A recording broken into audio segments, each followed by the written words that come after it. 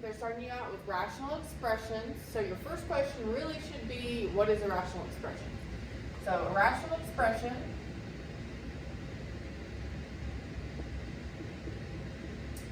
is anything that you can write as a fraction.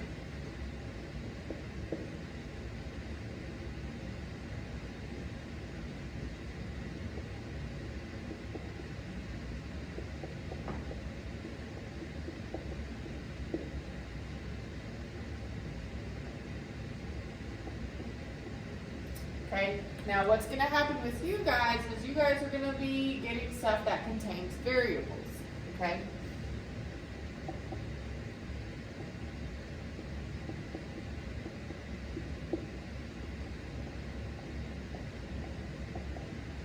Okay, so for example,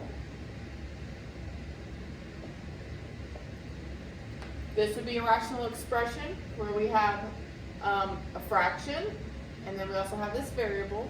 And then at times we'll be getting into stuff like this as well.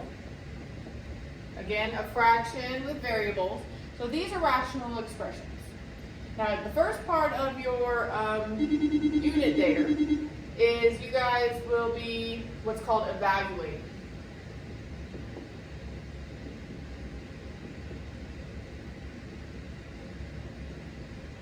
The rational expressions.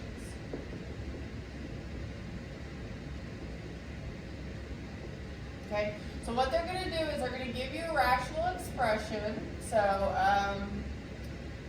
6x over 2y. Okay, and they're also going to give you the value of those variables. So they're going to say x is equal to 2,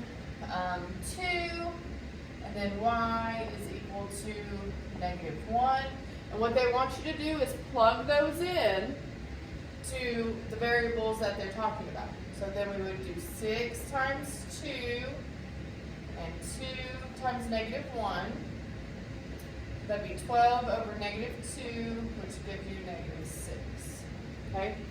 So that's what this first unit is about, evaluating expressions. Okay, let's do one more, because they have plenty of examples in the tutorials.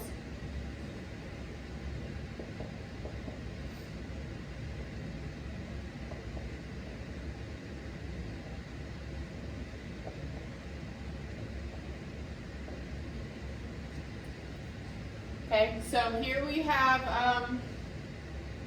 another rational expression, and then they're going to give us the value of x. Let me think.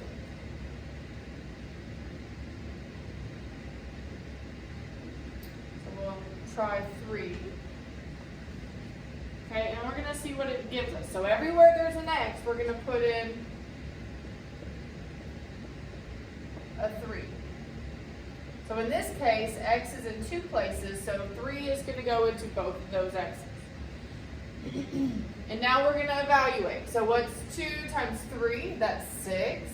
Minus 1, that's 5. Okay, and then we have 3 times 3, that's 9. Okay, plus 6, what's that going to give us? 15. Okay, and if we can simplify the fraction, let's simplify the fraction. So 5 goes into both those. If I take a 5 from both of those, as in divide by 5, I'll get 1, and then 15 divided by 5 is 3. Okay, so that would be our final answer. So please send me any questions or concerns you have about this in your Google Classroom, Remind, email. Any of those will do. But this is evaluating rational expressions. That's going to be your first section of the first unit. Okay? So what else we have to do? The next section is going to be talking about the domain. Okay? Now I think they use like unusable variables. They use some sort of verbiage like that. But what it is the domain. Okay? So what this is we are going to say what x cannot equal.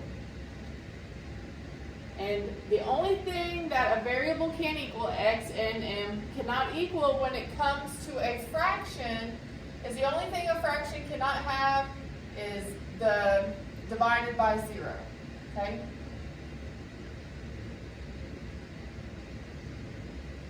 So what we have to do is we have to figure out what would make the bottom equal to 0, and that's going to be our domain. That's those numbers that we cannot use, okay? So let's look at an example. So we have 6 over x plus 1. So how I've always taught this is you're going to take whatever that bottom is, okay, and you're going to set it equal to cannot equal 0, because that's what you want. You want to see what x cannot equal to make it that 0. After that, you're going to use it as an equal sign. So how would we move the plus 1 to the other side of the equal sign? We would minus 1. Okay, and then once I get x by itself, that is my domain. Okay, the number that cannot be used for this fraction, for this rational expression, is -1. It cannot be used. Okay, let's look at another example.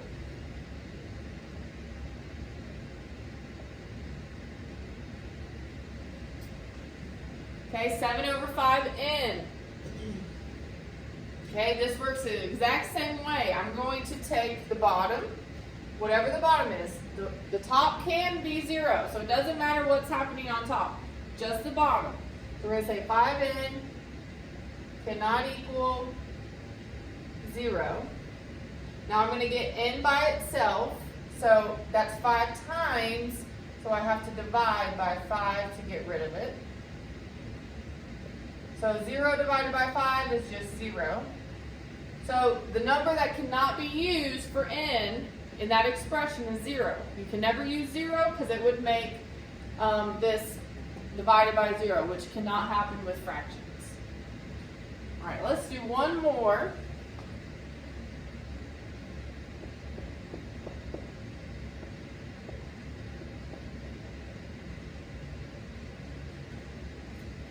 Okay, and we have x plus 3 over 2x minus 5 for our last example. Again, I'm not concerned at all what's happening on top. So x plus 3, not a problem. All I'm worried about is that bottom, which cannot equal 0. So all I do is I take my denominator and say it cannot equal 0. Okay, and then from here, I solve it like it were an equal sign, just always leaving it cannot equal. So I'd add 5.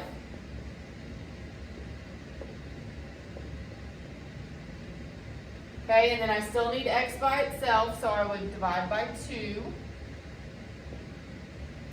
And that leaves me with x cannot equal 5 over 2 as the unusable number, the domain x cannot equal 5 halves. Okay, so that should get you through section 2. Once again, just email me Google Classroom or Remind with any questions if you need help.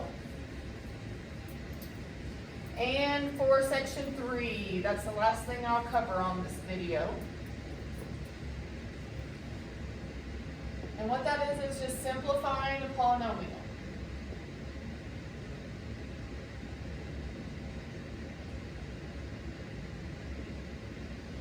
Okay, so we're not doing rational expressions for the moment, but eventually it'll all come together. So this would be something in a polynomial unit. Okay, polynomial meaning many terms, many starting with 1. Okay, and then you have binomial, that's 2 terms, trinomial, that's 3 terms. Okay, trinomial. Okay, all these are polynomials. Anything above that also has special names, but we just really call it a monomial or a polynomial after that.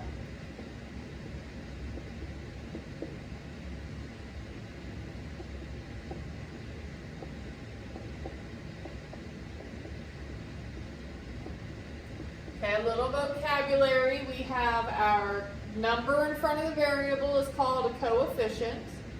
And then, of course, those letters are your variables.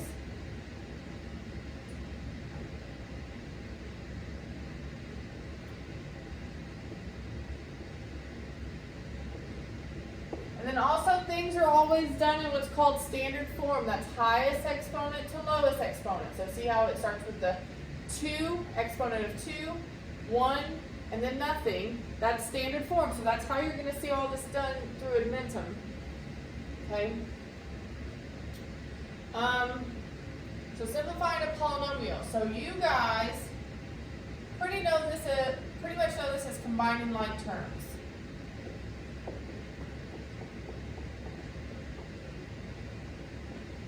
Okay? If there's anything that needs to be done before combining like terms, you need to do that. So,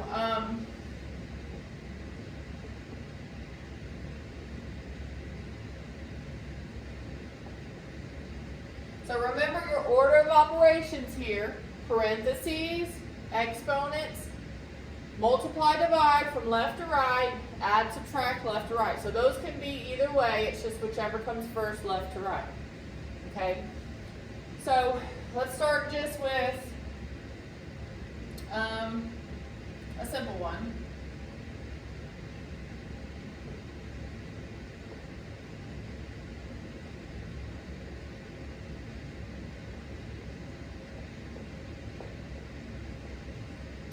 Okay, so this is adding two polynomials. When we do that, we are going to drop these parentheses only if that's a plus sign, so they go away. And then once those are dropped, we're going to just combine like terms. So like terms being the same exponent, same base.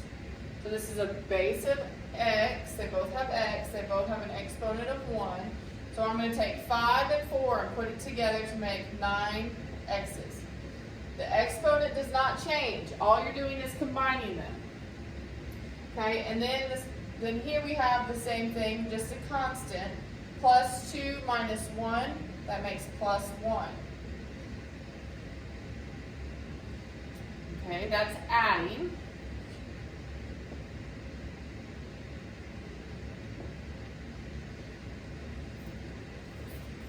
Let's do a subtraction one.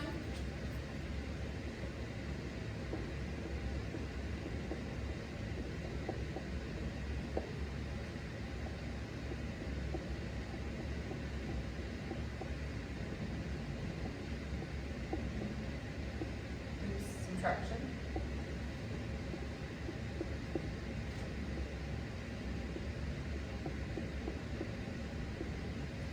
Okay, when it comes to subtraction, we have to think of this as a -1 that needs to be distributed into all of those, okay? So the first parentheses is not affected in any way, so I can just write it as it is, okay?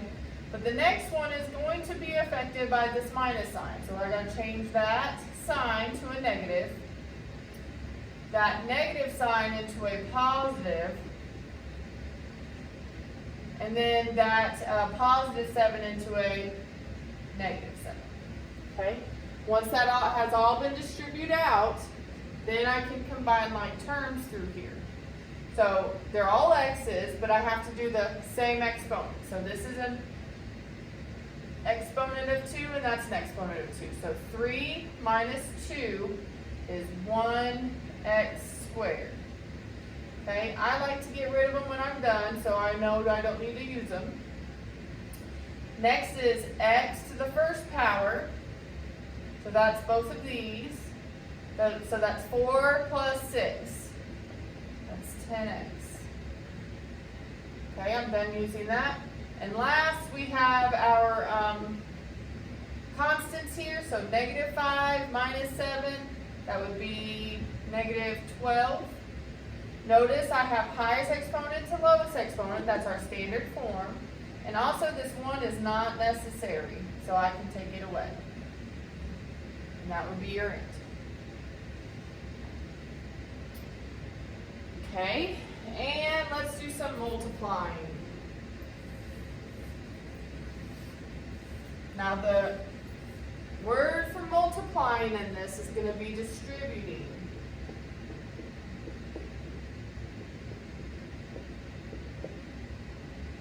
Okay, so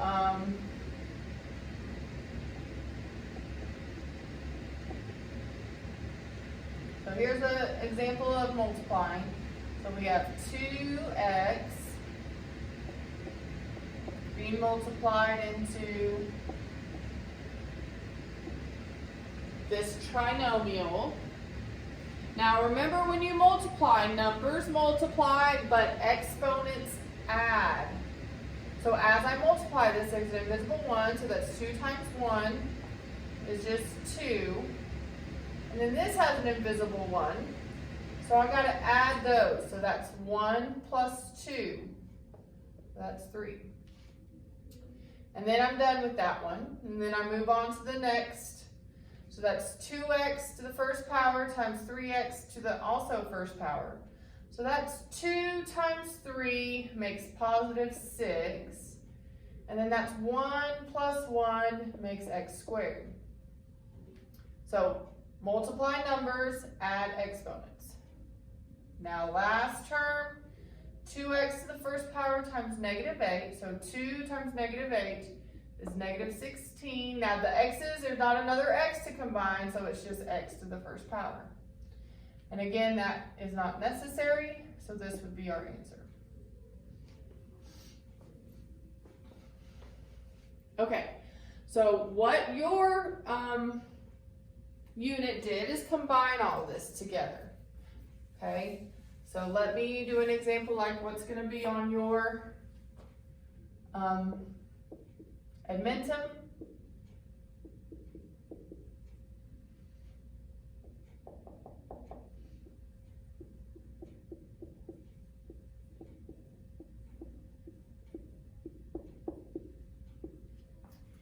Okay, it's going to look something like this, where we're going to be distributing and then combining like terms. So first, let's start with first parentheses. Now this all goes with, please excuse my dear Aunt Sally. So I'm going to do my parentheses first, so that I'm getting rid of those. So that's 2x plus 6. Okay, and that parentheses ends it, so I stop there. Now I'm going to move on to the next piece.